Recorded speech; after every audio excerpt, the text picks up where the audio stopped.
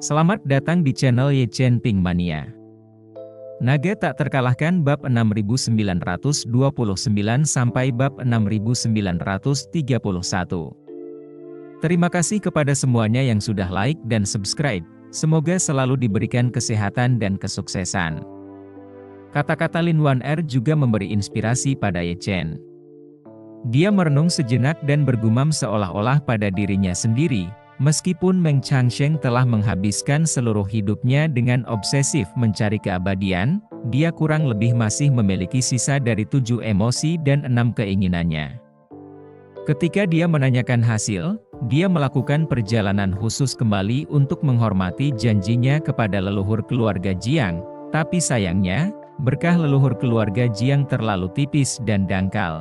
Dan dia tidak menunggunya sampai beberapa hari, dan kemudian dia menetap di ratusan ribu gunung. Dia juga mengharapkan dunia tidak mengganggunya dan membuat keributan.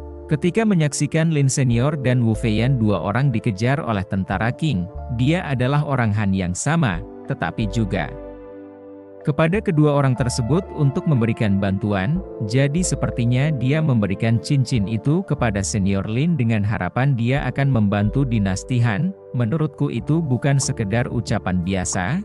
Cincin ini mungkin benar-benar memiliki kemungkinan untuk membantu dinasti Han menurut pendapatnya di masa lalu. Jika tidak, jika hanya ada fungsi yang dapat berteleportasi pada saat krisis, bagaimana fungsi tersebut dapat membunuh jutaan tentara dan kuda dinasti Qing pada tahun-tahun itu? Berbicara di sini, dia bertanya kepada Lin Wan Er, menurut Nona Lin, kemampuan tersembunyi apalagi yang dimiliki cincin ini?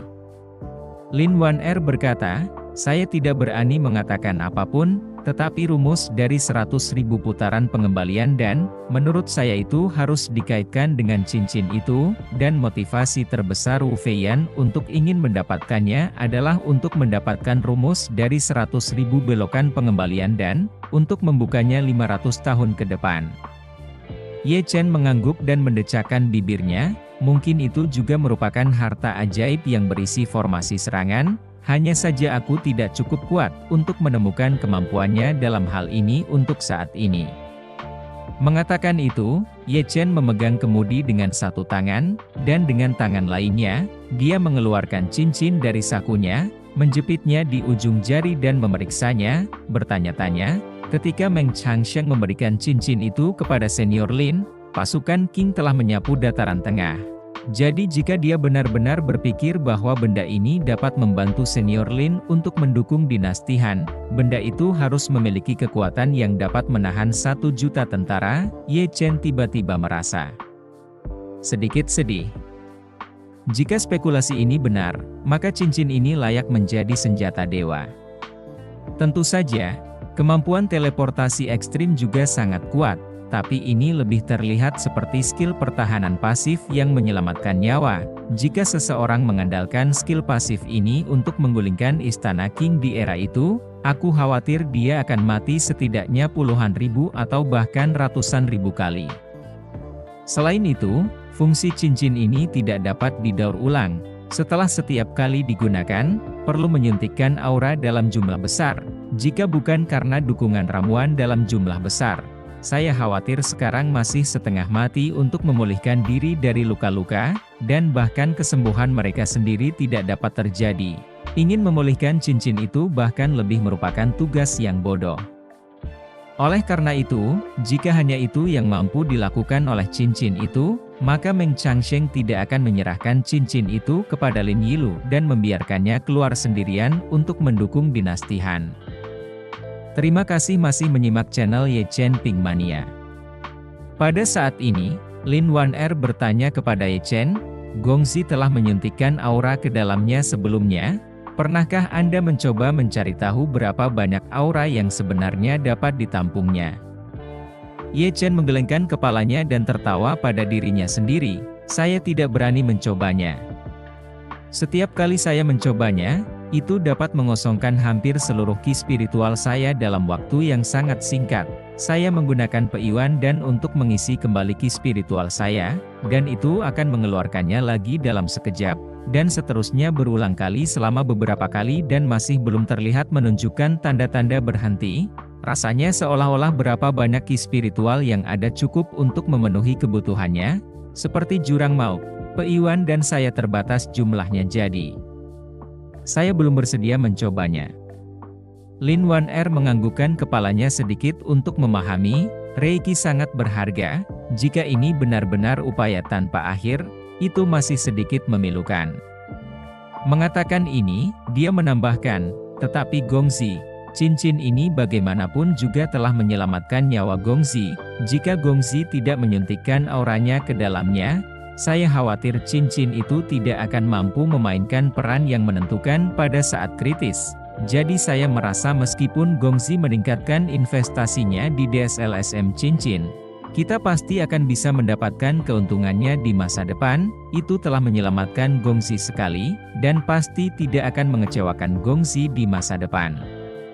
Ye Chen mengangguk sedikit dan berbicara, setelah kembali ke Huaxia, saya akan meluangkan waktu untuk menyempurnakan sejumlah Pe Iwan dan kemudian berusaha keras untuk menumpang tungku Pe Iwan dan saya ingin melihat apa sebenarnya khasiatnya.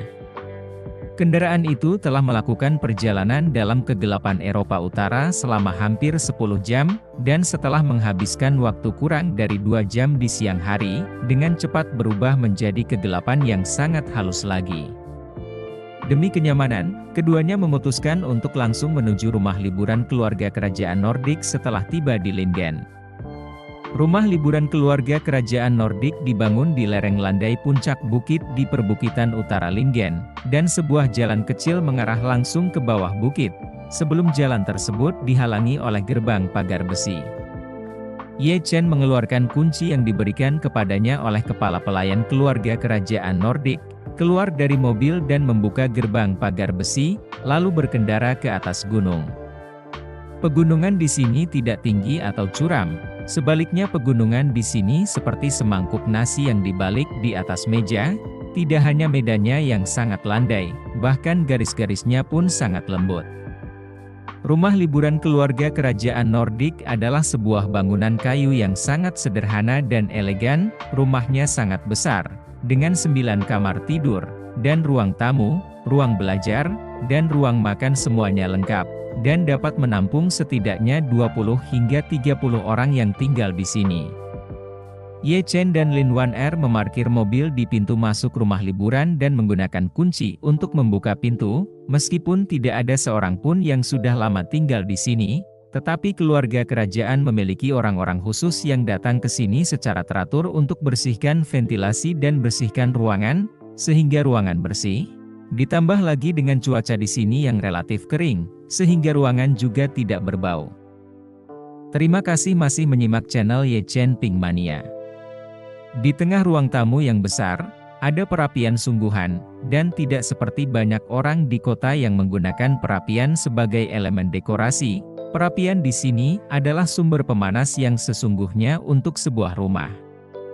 Di musim dingin, pegunungan tertutup salju, dan ada juga udara dingin dari utara, jadi cuaca di sini juga sangat dingin. Ye Chen melihat ada beberapa potongan kayu bakar di sisi perapian, jadi dia mengambil beberapa dan menyalakan perapian. Saat api di perapian menyala semakin terang, hawa dingin di dalam rumah perlahan-lahan menghilang, secara bertahap mencapai suhu yang nyaman. Lin Wan Er mengunjungi tata letak dan struktur rumah liburan, dan kembali ke Ye Chen dan berkata, "Gongzi, kamar-kamar di sini semuanya cukup bagus, dengan fasilitas yang lengkap, dan setiap lantai memiliki suite besar yang mirip dengan kamar tidur utama. Jika Gongzi tidak memiliki masalah dengan itu, kenapa Anda tidak tinggal di yang terbesar di lantai dasar? Dan aku akan tinggal di sebelah Gongzi." Ye Chen dengan santai berkata, "Pilihlah kamar terbesar untukmu, aku akan tidur di kamar sebelahmu saja." Lin Wan Er tidak menolak, tetapi berkata kepada Ye Chen sambil tersenyum, "Semuanya akan diatur oleh Yang Mulia." Saat dia mengatakan itu, dia tidak bisa menahan diri untuk tidak melihat keluar jendela dan berkata dengan penuh semangat, Gongzi, lihat. Aurora Borealis. Ye Chen mendengar suara itu dan melihat, hanya untuk melihat sisi utara rumah liburan di luar jendela, dapat dilihat tidak terlalu jauh di udara, munculnya warna hijau, berwarna sebagai pelengkap cahaya yang luar biasa. Cahaya yang melayang di udara terus-menerus berubah bentuk, seperti seorang peneliti ilmiah melihat semacam fenomena ionisasi. Ketika fenomena ini terjadi di antara bumi dan langit, waktu guncangan genus benar-benar melonjak di hati orang-orang. Ini pertama kalinya Ye Chen melihat aurora borealis, indah sekaligus mengagumkan, tapi juga penuh perasaan misterius. Lin Wan-er dengan penuh semangat menarik tangan Ye Chen saat ini, dan berkata begitu saja, "Gongzi, ayo kita keluar dan melihatnya." Ye Chen datang untuk menemani Lin Wan-er melihat aurora borealis, jadi bagaimana dia bisa menolak, jadi dia pergi bersamanya. Hanya melihat dari jendela rumah, kurang lebih duduk di dalam sumur dan memandangi langit, baru setelah keluar barulah ia menyadari bahwa aurora yang muncul pada pandangan pertama, sebenarnya membentang di seluruh langit malam. Aurora berkelap-kelip, seperti tirai mimpi yang terjepit di antara langit dan bumi, sehingga Ye Chen tampak terpesona. Lin Wan-er hanya bisa menghela nafas, rumah yang dipinjamkan Ratu Helena kepada kita ini terlalu sempurna. Kita tidak perlu pergi ke pegunungan, kita bisa mengamati sebagian besar aurora borealis dari dekat sini, dan mereka yang tinggal di sana di bawah pegunungan, ingin melihat aurora borealis ini tidak akan mudah. Tidak hanya pemandangannya terhalang oleh pegunungan, tetapi mereka bahkan tidak memiliki kualifikasi untuk mendaki gunung. Ye Chen tersenyum dan setuju, tampaknya keluarga kerajaan Nordik membeli posisi terbaik di negara ini untuk melihat aurora.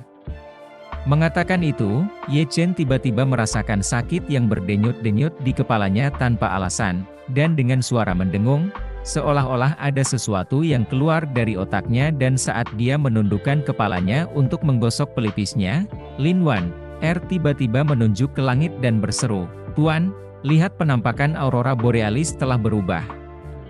Bersambung.